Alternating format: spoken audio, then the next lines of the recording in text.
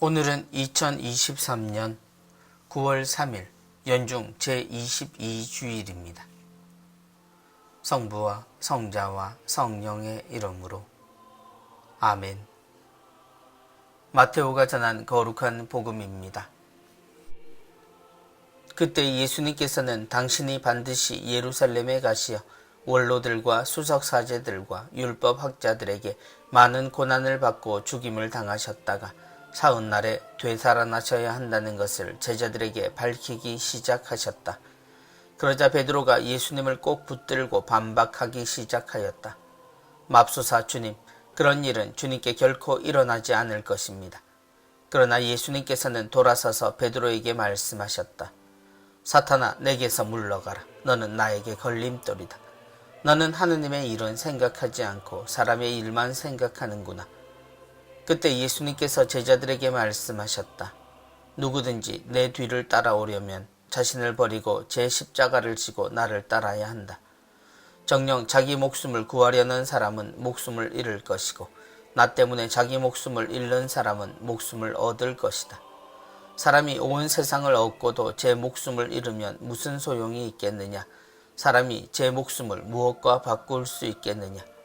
사람의 아들이 아버지의 영광에 쌓여 천사들과 함께 올 터인데 그때 각자에게 그 행실대로 갚을 것이다. 주님의 말씀입니다. 그리스도님 찬미합니다.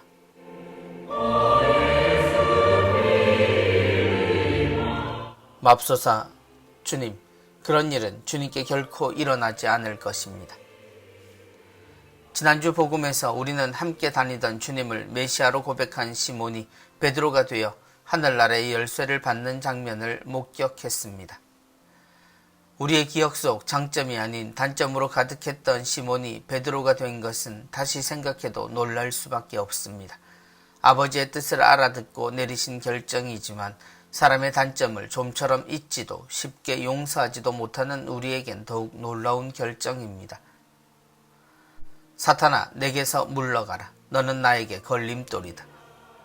예수님을 누구보다 사랑하고 지키려 한 제자, 그리고 하늘나라의 열쇠까지 맡은 베드로인데 그 감동이 채 끝마치기도 전에 그는 사탄으로 내몰립니다. 그리고 주님의 걸림돌이 됩니다. 그에게 최선이 주님께는 걸림돌이 됩니다. 너는 하느님의 일은 생각하지 않고 사람의 일만 생각하는구나. 베드로는 사람이 되신 하느님의 제자였으나 현실에 가장 충실했던 사람이었습니다. 그는 주님의 말씀을 듣고 그분의 기적을 보고서도 자신이 죄인임을 알고 떠나달라고 말했던 제자였으며 그래서 자신을 부르신 주님을 더욱 사랑했을지도 모릅니다. 그래서 그에게는 주님을 지키는 것보다 더 중요한 것은 없었을지도 모릅니다. 그런데 주님은 그런 베드로의 청을 거절하실 뿐만 아니라 그런 그의 태도가 하느님께 가장 큰 걸림돌이 된다는 것을 알리십니다.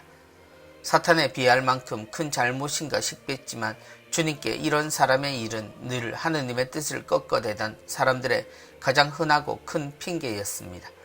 그리고 앞으로도 베드로에게 맡겨질 교회에도 마찬가지로 가장 큰 걸림돌이 이 사람의 일을 헤아리는 것이 됩니다. 내 뒤를 따라오려면 자신을 버리고 제 십자가를 지고 나를 따라야 한다. 자신을 버리는 것을 생각하기 전 우리는 주님의 뒤 또 십자가를 지는 것에서 고통만을 생각합니다. 하지만 주님의 십자가는 고통만을 의미하지 않습니다. 십자가를 질 수밖에 없는 잘못된 세상을 고치고 변화시키는 것은 십자가를 짊어지는 각오와 포기하지 않는 사랑이 필요하다는 것을 주님은 보여주셨습니다. 그리고 십자가의 끝은 죽음이 아닌 부활이었음도 지금 우리는 압니다. 곧 사랑이 없으면 십자가가 없습니다. 또한 십자가 없이는 부활이 없습니다. 그래서 십자가 앞에서 우리는 자신을 살필 수도 사람의 일을 생각할 수도 없습니다. 베드로는 결국 그 뜻을 알았고 그도 주님의 뒤를 따랐습니다. 하느님의 일과 사람의 일을 구별하기보다 하느님 안에서 모든 것을 보고 판단하며 실천하는 우리의 태도가 필요합니다. 성부와 성자와 성령의 이름으로 아멘.